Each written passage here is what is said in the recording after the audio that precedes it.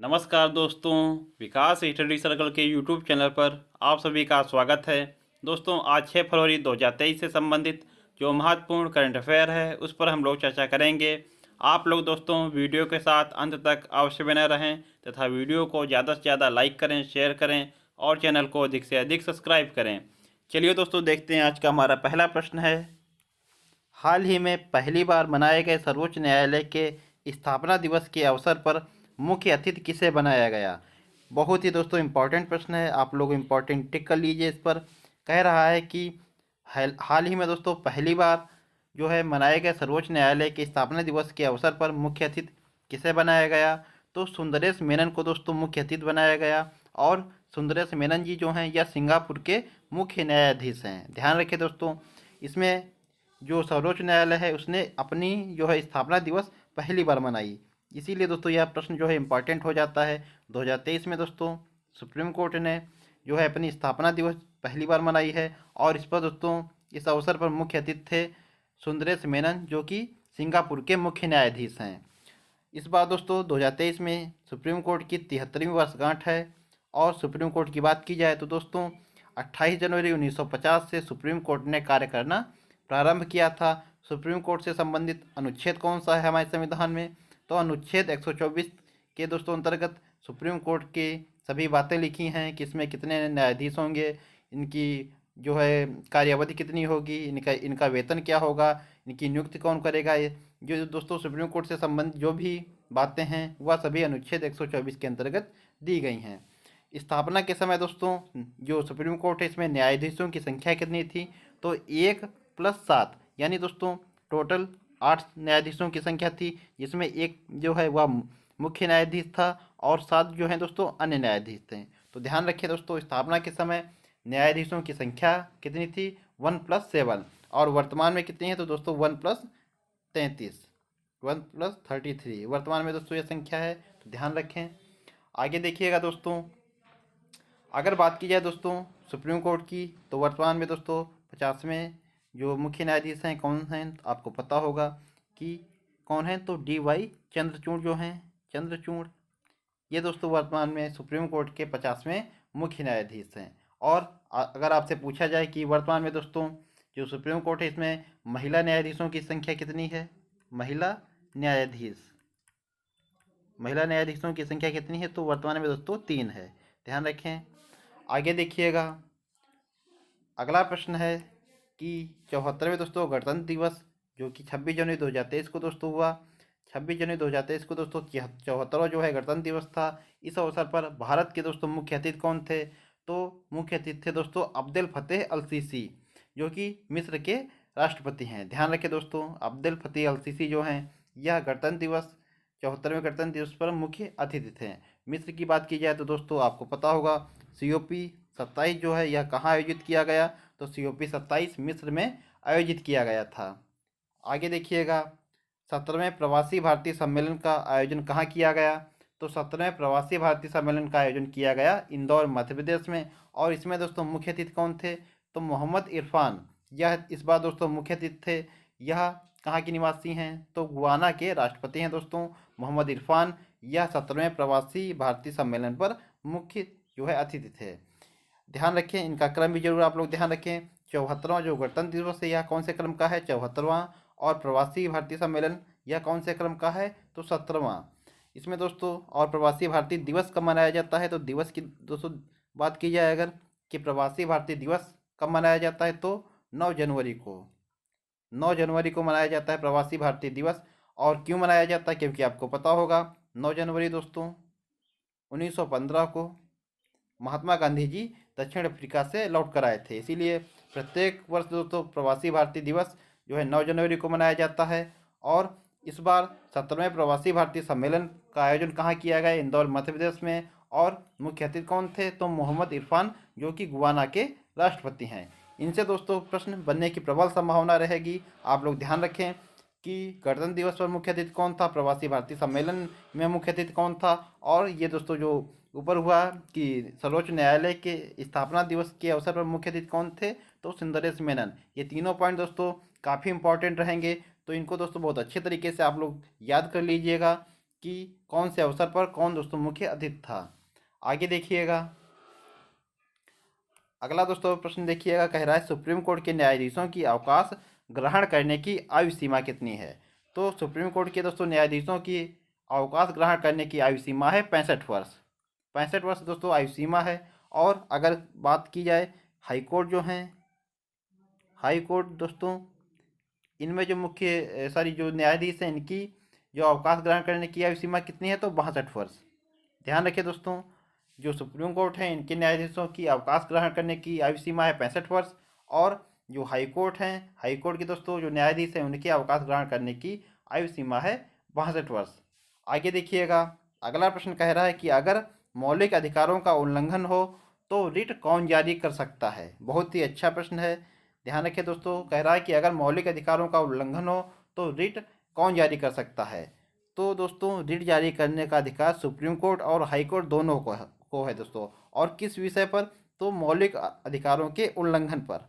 मौलिक जो अधिकार हैं इनके उल्लंघन पर दोस्तों सुप्रीम कोर्ट और हाई कोर्ट दोनों को जो है रिट जारी करने का अधिकार है। और सुप्रीम कोर्ट की बात की जाए कि किस अनुच्छेद के तहत रिट जारी करता है, तो अनुच्छेद दोस्तों 32 के तहत जो है सुप्रीम कोर्ट रिट जारी करता है। और हाई कोर्ट की बात की जाए तो अनुच्छेद दोस्तों 226 के तहत जो हाई कोर्ट है वह जो है रिट जारी करता है। ध्यान रखें। आगे देखिएगा, कह रहा है कि अगर केवल दोस्तों विधिक अधिकारों का उल्लंघन हुआ हो तो रिट केवल हाई कोर्ट जारी करेगा। ध्यान रखिएगा, अगर विधिक अधिकारों का उल्लंघन हुआ हो तो रिट जो है वह केवल हाई कोर्ट जारी करेगा। इस पर दोस्तों सुप्रीम कोर्ट जो है वह रिट जारी नहीं कर सकता, केवल हाई कोर्ट ही रिट जारी करेगा। और मौलिक अधिकारों के उल्लंघन पर जो है सुप्रीम कोर्ट और हाई कोर्ट दोनों जो है रिट जारी कर सकते हैं। अगला प्रश्न है, मध्य क्षेत्रीय परिषद की 15वीं बैठक का आयोजन कहाँ किया गया। जो मध्य दोस्तों क्षेत्रीय परिषद है इसकी 15वीं बैठक का आयोजन कहाँ किया गया, देहरादून उत्तराखंड में। आगे देखिएगा, जो क्षेत्रीय परिषद हैं इनकी बात की जाए तो जो राज्य पुनर्गठन अधिनियम 1956 है दोस्तों, इसी के तहत क्षेत्रीय परिषद या जोनल काउंसिल की दोस्तों स्थापना की गई थी। ध्यान रखें, जो राज्य पुनर्गठन अधिनियम 1956 है इसके तहत ही दोस्तों क्षेत्रीय परिषद या जोनल काउंसिल का गठन किया गया था। और क्षेत्रीय परिषद जो जोनल काउंसिल है इसके अध्यक्ष कौन होते हैं, तो जो गृह मंत्री होते हैं दोस्तों भारत के, वह इसके अध्यक्ष होते हैं। वर्तमान में दोस्तों 6 जोनल काउंसिल हैं। और इनमें दोस्तों 6 कौन कौन से जोनल काउंसिल हैं देखिएगा, ये दोस्तों ऊपर नॉर्थ हो गया, नीचे साउथ हो गया, इधर दोस्तों ईस्ट वेस्ट, ये 4 हो गए। और दोस्तों एक सेंट्रल जो मध्य है वह दोस्तों जोनल काउंसिल हो गया। और एक जो है यह नॉर्थ ईस्ट है। नॉर्थ ईस्ट जो दोस्तों जोनल काउंसिल है यह अभी दोस्तों हाल ही में इसका गठन किया गया है। तो ये दोस्तों 6 जो हैं जोनल काउंसिल हैं। नॉर्थ हो गया दोस्तों, साउथ हो गया, ईस्ट वेस्ट और मिडिल और नॉर्थ ईस्ट, ये 6 दोस्तों जोनल काउंसिल हैं। और इस बार दोस्तों जो मध्य क्षेत्रीय परिषद है, मध्य क्षेत्रीय परिषद दोस्तों इसके 15वीं बैठक का आयोजन जो है देहरादून उत्तराखंड में किया गया है। इसमें जो मध्य क्षेत्रीय परिषद है दोस्तों इसमें शामिल राज्य कौन कौन से हैं, तो उत्तराखंड शामिल, उत्तर प्रदेश है, मध्य प्रदेश है, छत्तीसगढ़, ये दोस्तों 4 जो राज्य हैं यह मध्य क्षेत्रीय परिषद में शामिल है। और इस बार दोस्तों इसकी जो है वह 15वीं बैठक हो रही है। तो ध्यान रखें दोस्तों, क्षेत्रीय परिषद के अध्यक्ष कौन होते हैं, तो भारत के जो गृह मंत्री हैं दोस्तों यह क्षेत्रीय परिषद के अध्यक्ष होते हैं। और वर्तमान में जो है 6 क्षेत्रीय परिषद या जोनल काउंसिल हैं। आगे देखिएगा, अगर बात की जाए अंतर्राज्यीय परिषद है, इंटर स्टेट काउंसिल, इसका उल्लेख संविधान के कौन से अनुच्छेद में है और इसका अध्यक्ष कौन होता है। तो दोस्तों जो इंटर स्टेट काउंसिल है, अंतर्राज्यीय परिषद, इसका उल्लेख तो संविधान के अनुच्छेद 263 में दिया हुआ है। और इसके अध्यक्ष होते हैं भारत के प्रधानमंत्री, जो इंटर स्टेट काउंसिल है। ध्यान रखें। और जनरल काउंसिल के अध्यक्ष कौन होते हैं, तो गृह मंत्री। इनमें दोस्तों आप लोग कंफ्यूज ना हो, जो जोनल काउंसिल यानी क्षेत्रीय परिषद है उसके अध्यक्ष होते हैं गृह मंत्री। और अंतर्राज्यीय परिषद जो है, जो इंटर स्टेट काउंसिल होती है, इसके अध्यक्ष होते हैं प्रधानमंत्री। अगला है प्रश्न, राज्य पुनर्गठन के लिए किस आयोग का गठन किया गया था। तो राज्य पुनर्गठन के लिए दोस्तों फजल अली आयोग जो है इसका गठन किया गया था। और इसमें दोस्तों बात की जाए कब किया गया था, तो 1956 में। अगला प्रश्न है, मौद्रिक नीति समिति का अध्यक्ष कौन होता है। तो मौद्रिक नीति समिति जो होता है, मॉनेटरी दोस्तों फंड जो होता है, इसमें जो अध्यक्ष इसका कौन होता है, तो आरबीआई गवर्नर। तो मौद्रिक नीति समिति इसका अध्यक्ष कौन होता है, आरबीआई गवर्नर। और वर्तमान में आरबीआई गवर्नर कौन है, तो दोस्तों 25वें क्रम के आरबीआई गवर्नर जो हैं वह शक्तिकांत दास जी हैं, शक्तिकांत दास जी। ध्यान रखिए दोस्तों, मौद्रिक नीति समिति जो है इसके अध्यक्ष कौन होते हैं, आरबीआई गवर्नर। और वर्तमान में दोस्तों आरबीआई गवर्नर कौन है, तो शक्तिकांत दास जी। आगे देखिएगा, अगला प्रश्न है दोस्तों, उत्तराखंड की पहली महिला स्पीकर कौन है। तो उत्तराखंड की दोस्तों पहली महिला स्पीकर हैं रितु खांडेरी। दोस्तों उत्तराखंड की पहले महिला स्पीकर हैं। और उत्तराखंड के दोस्तों जो सीएम कौन है, तो पुष्कर सिंह धामी जी जो हैं यह उत्तराखंड के सीएम हैं। अगला प्रश्न है, प्रतिवर्ष विश्व कैंसर दिवस कब मनाया जाता है। तो 4 फरवरी को दोस्तों प्रतिवर्ष विश्व कैंसर दिवस मनाया जाता है। और शुरुआत कब से हुई, तो सन 2000 से दोस्तों इसकी शुरुआत हुई है। इसमें दोस्तों ध्यान रखें कि जो इसकी थीम है वह 2022, 2023 और 2024 के लिए दोस्तों एक ही थीम रखी गई। और थीम क्या है, तो close the care gap. Close the care gap जो है यह इसकी थीम है। तो ध्यान रखें, जो थीम है दोस्तों 2022, 2023 और 2024 इन तीनों वर्षों के लिए एक ही थीम जो है वह रखी गई है। इसमें दोस्तों बात की जाए कि विश्व ब्रेल दिवस कब मनाया जाता है, तो 4 जनवरी को दोस्तों विश्व ब्रेल दिवस मनाया जाता है। अगला प्रश्न है, सिकल सेल एनीमिया जो है इसके उन्मूलन का लक्ष्य क्या रखा गया है। दोस्तों बजट में जो बजट 2023-24 का पेश किया गया है उसमें दोस्तों सिकल सेल एनीमिया के बारे में बताया गया है कि इसका जो उन्मूलन का लक्ष्य क्या कब तक रखा गया, तो 2047 तक जो है दोस्तों इसका लक्ष्य रखा गया। और सिकल सेल एनीमिया जो है इसमें क्या होता है, तो आरबीसी का जो आकार है यह हंसी आकार हो जाता है। और यह दोस्तों अधिकतर जो ट्राइब हैं, जनजातियाँ इनमें दोस्तों यह रोग देखने को आपको मिलेगा। अगला प्रश्न है, केंद्रीय गृह मंत्री अमित शाह ने तरल नैनो यूरिया संयंत्र जो है इसका आधारशिला कहाँ रखी। तो आप लोग ध्यान रखें, जो तरल नैनो यूरिया उर्वरक संयंत्र है यह दोस्तों इस बार 5वां है। इससे पहले दोस्तों 4 जो उर्वरक संयंत्र है उनकी आधारशिला रखी जा चुकी है। और यह दोस्तों 5वां है, जो तरल नैनो यूरिया उर्वरक संयंत्र है यह 5वां है। और इसकी आधारशिला केंद्रीय गृह मंत्री अमित शाह जी के द्वारा रखी गई झारखंड के देवघर में।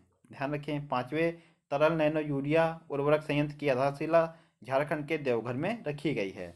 इसमें दोस्तों जो तरल नैनो यूरिया होती है इसका एक चीज़ आप लोग ध्यान रखें कि जो आधा लीटर तरल नैनो यूरिया होती है यह 1 बोरी यूरिया के बराबर प्रभावी होगी। जो आधा लीटर जो तरल नैनो यूरिया है इसका दोस्तों आधा लीटर मात्रा, और जो यूरिया वर्तमान में दोस्तों चलाई जा रही है इसकी 1 बोरी यूरिया के बराबर दोस्तों यह प्रभावी होगी। और इसका दोस्तों छिड़काव जो है वह पत्तियों पर किया जाएगा। जो तरल नैनो यूरिया है इसका छिड़काव पत्तियों पर किया जाएगा, जबकि दोस्तों जो यूरिया दानेदार होती है इसको आपको पता होगा कि यह जो है वह दोस्तों खेतों में ऐसे फेंकी जाती है। इसमें दोस्तों जो फेंकी जाती है यूरिया इसमें नुकसान किसान को ज़्यादा होता है, इसीलिए इसका दोस्तों जो तरल नैनो यूरिया है इसका निर्माण इफ़को के द्वारा किया गया है। और इसकी दोस्तों आधा लीटर की मात्रा 1 बोरी के बराबर होगी। इसमें दोस्तों ध्यान रखें, जो तरल नैनो यूरिया मैंने बताया निर्माण किसके द्वारा किया गया, तो इफ़को के द्वारा दोस्तों इसका निर्माण किया गया। और यह दोस्तों मैंने बताया कि जो झारखंड के देवघर में यह तरल नैनो यूरिया संयंत्र लगाया गया है यह 5वां है। तो दोस्तों इसके पूर्व दोस्तों 4 जो हैं वह संयंत्र स्थापित किए जा चुके हैं। पहला संयंत्र कहाँ स्थापित किया गया था, तो कलोल गुजरात में। और दूसरा संयंत्र कहाँ स्थापित किया गया, तो प्रयागराज उत्तर प्रदेश में। और इस बार दोस्तों जो 5वां है वह झारखंड के देवघर में स्थापित किया गया है। अगला प्रश्न देखिएगा, वन नेशन वन फर्टिलाइजर के तहत कौन सा यूरिया ब्रांड लॉन्च किया गया। तो दोस्तों वन नेशन वन फर्टिलाइजर के तहत भारत ब्रांड नाम का दोस्तों यूरिया ब्रांड जो है यह जारी किया गया है, यह लॉन्च किया गया है। आगे देखिएगा, अगला प्रश्न है, लद्दाख का पहला जैव विविधता विरासत स्थल किसे घोषित किया गया। काफ़ी इंपॉर्टेंट दोस्तों प्रश्न है, क्योंकि दोस्तों यह लद्दाख का जो है पहला जैव विविधता विरासत स्थल है। तो जो लद्दाख है इसका पहला जैव विविधता विरासत स्थल किसे घोषित किया गया, तो यायात्सो जो झील है इसे दोस्तों लद्दाख का पहला जैव विविधता जो विरासत स्थल है इसे घोषित किया गया है। यह दोस्तों जो झील है यायात्सो झील यह 4820 मीटर की ऊंचाई पर चुमाथांग गांव के पास ही दोस्तों स्थित है। ध्यान रखें, 4820 की मीटर की ऊंचाई पर चुमाथांग गांव के पास ही दोस्तों यह स्थित है। और ध्यान रखें दोस्तों, इस झील के बारे में एक खास चीज़ है कि इसी झील के पास दोस्तों जो काले गर्दन वाली क्रेन होती है यह पक्षी पाया जाता है। जो काले गर्दन वाली क्रेन पक्षी होता है यह दोस्तों यायासो झील के पास ही पाया जाता है। और जो काले गर्दन वाली क्रेन है यह दोस्तों किस राज्य का राजकीय पक्षी है? तो ध्यान रखिए, लद्दाख का ही दोस्तों यह राजकीय पक्षी है। जो काली गर्दन वाली क्रेन है यह लद्दाख जो राज्य है इसी का राजकीय पक्षी है। और लद्दाख राज्य के दोस्तों राजकीय पशु की बात की जाए तो पशु को आप कौन है? तो हिम तेंदुआ। जो हिम तेंदुआ है दोस्तों, स्नो लियोपर्ड हिम तेंदुआ। हिम तेंदुआ जो है दोस्तों यह जो है लद्दाख का राजकीय पशु है, स्नो लियोपर्ड। और लद्दाख का राजकीय पक्षी कौन सा है? तो काले गर्दन वाली क्रेन। ध्यान रखें। और ये दोस्तों जो ये काले गर्दन वाली क्रेन है यह दोस्तों यायासो झील के पास ही पाई जाती है। बात की जाए कि पैंगांगसो झील कहाँ है? तो लद्दाख में ही दोस्तों पैंगांगसो झील भी है। और तवांग घाटी की बात की जाए कहाँ स्थित है? तो अरुणाचल प्रदेश में तवांग घाटी स्थित है। अगला प्रश्न देखिएगा, राष्ट्रीय जैव विविधता प्राधिकरण के अध्यक्ष वर्तमान में कौन है? तो राष्ट्रीय जैव विविधता जो प्राधिकरण है इसके अध्यक्ष हैं अचलेंद्र रेड्डी जी। जो अचलेंद्र रेड्डी जी हैं यह वर्तमान में राष्ट्रीय जैव विविधता प्राधिकरण के अध्यक्ष हैं। और इसका मुख्यालय कहाँ पर है? जो जैव विविधता प्राधिकरण है इसका मुख्यालय है चेन्नई में। इसका मुख्यालय चेन्नई में है। और इसके अध्यक्ष कौन है? तो अचलेंद्र रेड्डी जी। जो दोस्तों अभी COP15 का आयोजन कहाँ किया गया? तो मॉन्ट्रियल कनाडा में। और यह किससे संबंधित है? तो जैव विविधता यानी बायोडाइवर्सिटी से संबंधित है। COP15 जो मॉन्ट्रियल कनाडा में आयोजित हुआ। और इसके अध्यक्ष कौन थे? तो दोस्तों इसका अध्यक्ष था चीन। ध्यान रखें, जो COP27 है दोस्तों यह कहाँ आयोजित हुआ? तो इसका आयोजन मिस्र में किया गया था। और यह पर्यावरण से संबंधित है। जबकि जो COP15 है यह दोस्तों जैव विविधता से संबंधित है और इसका आयोजन मॉन्ट्रियल कनाडा में किया गया था। और इसका अध्यक्ष कौन था? तो चीन दोस्तों इसका अध्यक्ष था। बात की जाए कि भारत में जैव विविधता अधिनियम किस वर्ष का है? तो भारत में दोस्तों जो जैव विविधता अधिनियम है यह सन 2002 का है। और अगला प्रश्न दोस्तों देखिएगा, कह रहा है कि पूर्णतः भारत में कौन से 2 जैव तप्तस्थल या दोस्तों बायोडाइवर्सिटी हॉटस्पॉट स्थित हैं? तो दोस्तों भारत में पूर्णतः जो है दोस्तों कह रहा है कि पूर्णतः भारत में स्थित हैं। तो वह दोस्तों कौन से 2 बायोडाइवर्सिटी हॉटस्पॉट हैं? पश्चिमी घाट है पहला दोस्तों, और दूसरा है पूर्वी हिमालय। ये दोनों दोस्तों जो हॉटस्पॉट हैं यह पूर्णतः भारत में स्थित हैं। आगे देखिएगा, कह रहा है कि भारत का पहला डार्क स्काई रिजर्व कहाँ स्थापित किया गया? तो भारत का पहला डार्क स्काई रिजर्व जो है यह लद्दाख में स्थापित किया गया। अगला प्रश्न है, भारत का पहला कार्बन न्यूट्रल हवाई अड्डा कौन सा है? तो लेह एयरपोर्ट जो है यह लद्दाख में ही स्थित है और भारत का पहला कार्बन न्यूट्रल हवाई अड्डा है। और भारत का पहला डार्क स्काई रिजर्व कहाँ स्थापित किया गया? तो लद्दाख में। ध्यान रखिए दोस्तों। आगे देखिएगा, अगला प्रश्न है, भारतीय रेलवे द्वारा एक भारत श्रेष्ठ भारत योजना के तहत कौन सी रेल सेवा जो है प्रारंभ करने की घोषणा की गई? तो भारतीय रेलवे के द्वारा दोस्तों एक भारत श्रेष्ठ भारत योजना के तहत जो रेल सेवा प्रारंभ की गई इसका नाम है भारत गौरव रेल। भारत गौरव रेल। ध्यान रखिए दोस्तों, उद्देश्य इसका क्या है? तो घरेलू पर्यटन को बढ़ावा देना। घरेलू दोस्तों पर्यटन को बढ़ावा देना यह इसका उद्देश्य है। और कहाँ से प्रारंभ होगी? तो दिल्ली के जो सफदरगंज स्टेशन है इससे दोस्तों यह प्रारंभ होगी। तो ध्यान रखें, भारतीय रेलवे द्वारा एक भारत श्रेष्ठ भारत योजना के तहत कौन सी रेल सेवा प्रारंभ करने की घोषणा की गई? तो इसका नाम है भारत गौरव रेल। इस बार दोस्तों बजट में रेल के लिए कितना जो बजट है सेंक्शन किया गया? तो 2.40 जो लाख करोड़ रुपए इस बार दोस्तों इस बार जो है बजट में रेल के लिए आवंटित किए गए हैं। आगे देखिएगा, अगला प्रश्न है, भारत की पहली हाइड्रोजन ट्रेन का नाम क्या होगा? आपको पता होगा दोस्तों, पिछली क्लासों में हम लोगों ने चर्चा की है कि सन 2023 में दोस्तों भारत की पहली हाइड्रोजन ट्रेन जो है इसका निर्माण हो जाएगा। और यह पूर्णतः दोस्तों भारत में ही निर्मित होगी। और इसका जो डिज़ाइन है दोस्तों वह भी भारत में ही बनाया जाएगा। तो भारत की पहली हाइड्रोजन ट्रेन जो 2023 में संचालित होगी, इसका नाम क्या होगा? तो इसका नाम होगा दोस्तों वंदे मेट्रो।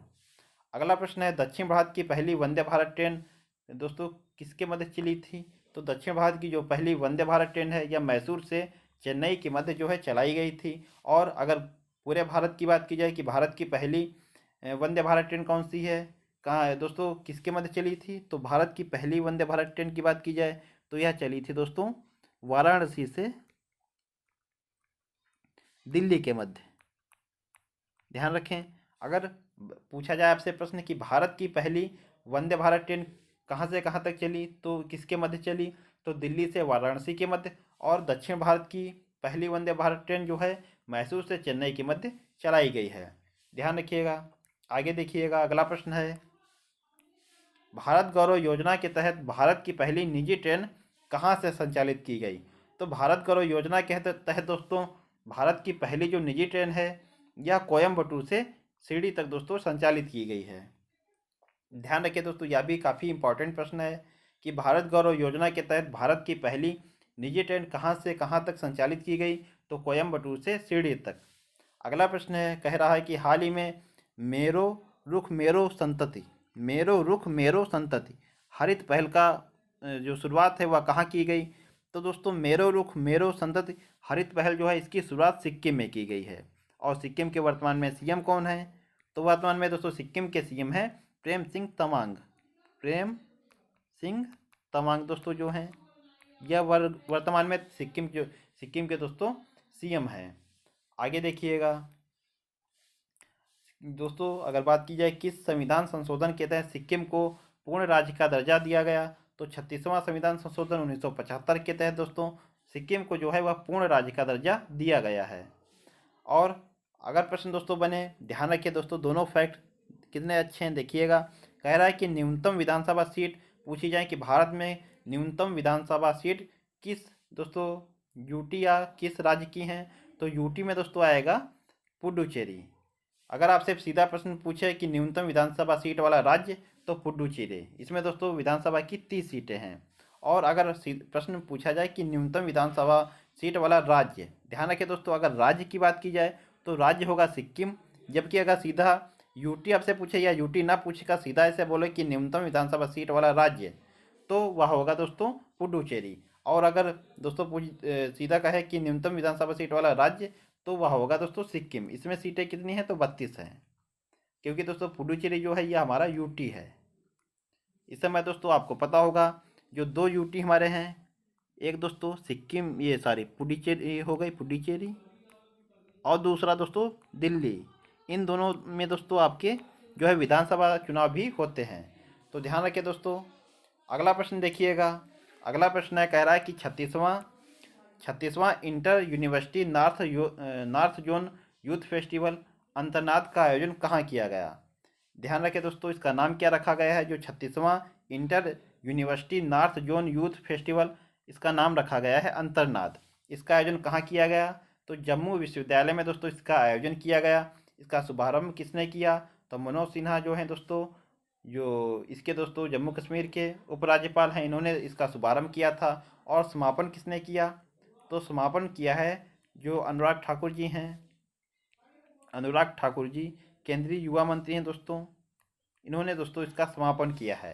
तो ध्यान रखें कि अंतर्नाद का आयोजन कहाँ किया गया? जम्मू विश्वविद्यालय में। ये है क्या? तो 36वां inter university north zone youth festival है।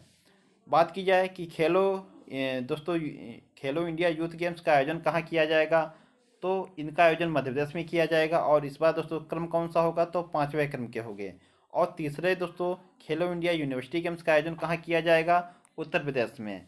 ध्यान रखिए दोस्तों, 5वें खेलो इंडिया यूथ गेम्स, इसका आयोजन कहाँ किया जाएगा? मध्य प्रदेश में। और तीसरे जो खेलो इंडिया यूनिवर्सिटी गेम्स हैं, इनका आयोजन उत्तर प्रदेश में किया जाएगा।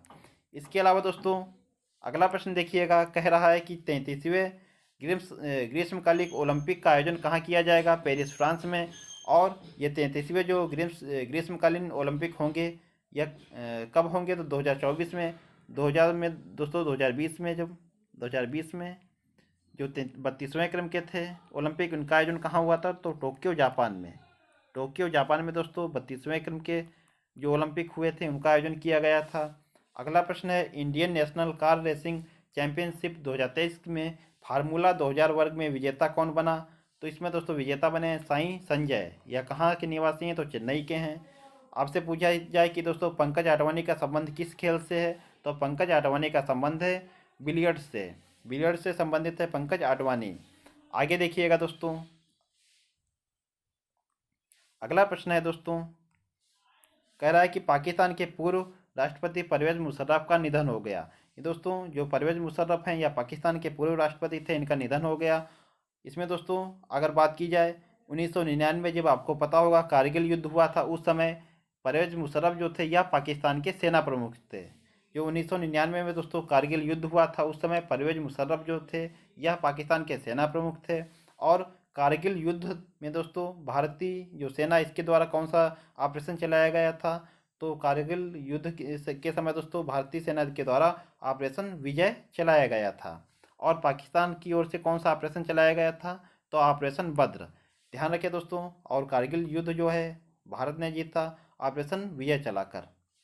आगे देखिएगा, अन्य कुछ प्रमुख दोस्तों जो ऑपरेशन है उनके बारे में हम लोग बात कर लेते हैं।